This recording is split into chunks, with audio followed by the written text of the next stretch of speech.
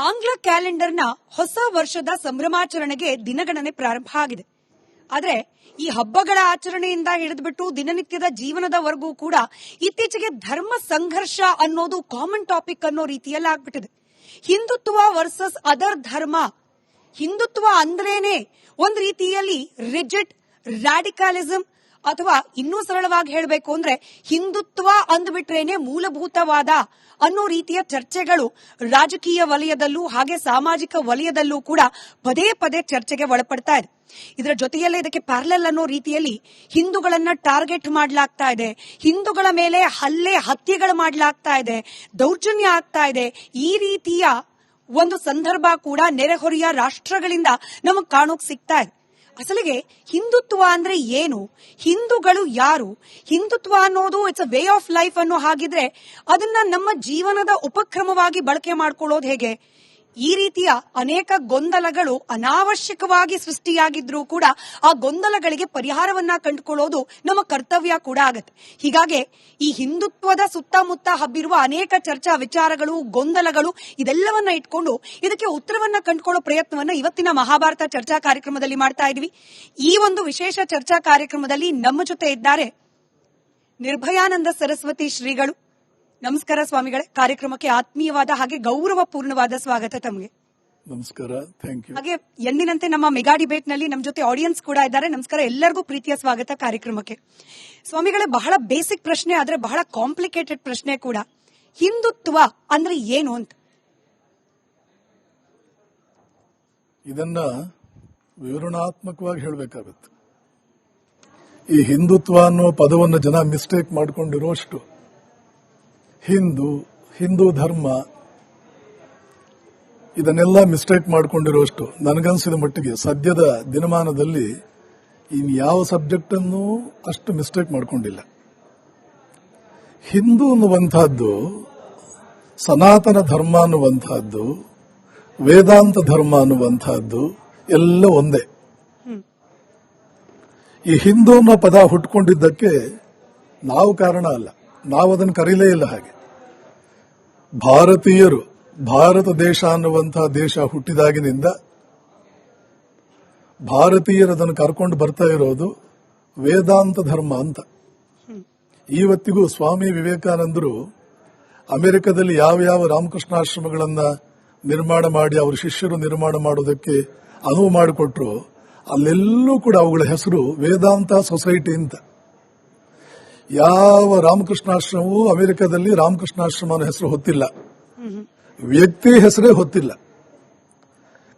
ಇಂಡಿಯಾದಲ್ಲಾದರೂ ರಾಮಕೃಷ್ಣಾಶ್ರಮ ಅಂತೀವಿ, ಪಾಶ್ಚಾತ್ಯ ಪ್ರಪಂಚದಲ್ಲಿ ಅವುಗಳ ಹೆಸರು ವೇದಾಂತ ಸೊಸೈಟಿ.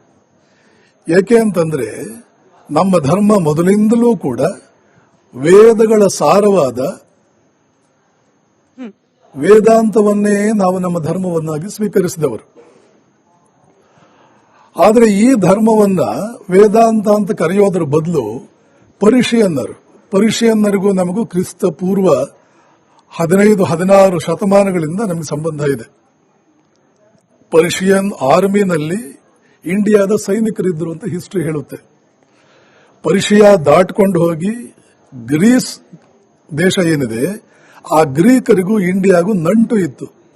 ರಾಮನ ವಂಶದಲ್ಲಿ ಬರುವಂತಹ ರಘು ಗ್ರೀಕರನ್ನು ಯುದ್ಧದಲ್ಲಿ ಗೆದ್ದಿದ್ದ. ರಘುವಂಶದಲ್ಲಿ ನಾವು ಕಾಳಿದಾಸ ಇದರ ಬಗ್ಗೆ ಅದ್ಭುತವಾದ ವರ್ಣನೆ ಕೊಡ್ತಾನೆ. ಮತ್ತು ಪಾಣಿನಿ ತನ್ನ ವ್ಯಾಕರಣ ಶಾಸ್ತ್ರದಲ್ಲಿ ಗ್ರೀಕರನ್ನು ರೆಫರ್ ಮಾಡ್ತಾನೆ, ಯವನರು ಅಂತ ಕರೀತಾನೆ. ಮೊನ್ನೆಯವರೆಗೆ ಇವತ್ತಿಗೂ ಕೂಡ ನಾವು ಯುರೋಪಿಯನ್ನರು, ಪಾಶ್ಚಿಮಾತ್ಯರನ್ನೆಲ್ಲ ಯವನರು ಅಂತ ಕರೀತಾ ಇದ್ದದ್ದು. ಸೊ ಪರ್ಷಿಯಾಗೂ ನಮಗೂ ಬಹುಕಾಲದಿಂದ ಸಂಬಂಧ ಇದೆ. ಅವರು ನಮ್ಮ ದೇಶವನ್ನು ಕರೀತಾ ಇದ್ದದ್ದು ಸಿಂಧೂ ನದಿಯ ಆಚೆಗಿರುವ ಬೃಹತ್ತಾದ ದೇಶ. ಅವರಿಗೆ ಸಿಂಧೂನೇ ರೆಫರೆನ್ಸ್. ಯಾಕೆಂದ್ರೆ ಇವತ್ತಿನ ಇರಾನ್, ಪರ್ಷಿಯಾ ಅಂದ್ರೆ ವಿಶೇಷವಾಗಿ ಇವತ್ತಿನ ಇರಾನ್ ನಿಂದ ಇಂಡಿಯಾಗೆ ಬರಬೇಕು ಅಂದ್ರೆ, ಅಥವಾ ಯಾವುದೇ ಪಾಶ್ಚಾತ್ಯ ರಾಷ್ಟ್ರದಿಂದ ಇಂಡಿಯಾದ ಒಳಗಡೆ ಬರಬೇಕು ಅಂದ್ರೆ ಹಿಮಾಲಯ ಅಡ್ಡ ಬರುತ್ತೆ. ಖೈಬರ್ ಮತ್ತು ಬೊಲಾನ್ ಅನ್ನುವ 2 ಕಣಿವೆಗಳು ಬರುತ್ತೆ. ಆ ಕಣಿವೆಗಳನ್ನು ದಾಟಿಕೊಂಡೇ ಬರಬೇಕು. ಬಂದ ಮೇಲೂ ಸಮುದ್ರದಂತಹ ನದಿ ಒಂದು ಅಡ್ಡ ಆಗುತ್ತೆ.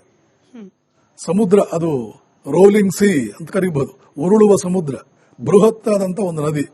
ಇವೆರಡೂ ದೊಡ್ಡ ಅಬ್ಸ್ಟಕಲ್ಸ್ ಪಶ್ಚಿಮದಿಂದ ಬರುವವರೆಗೆ.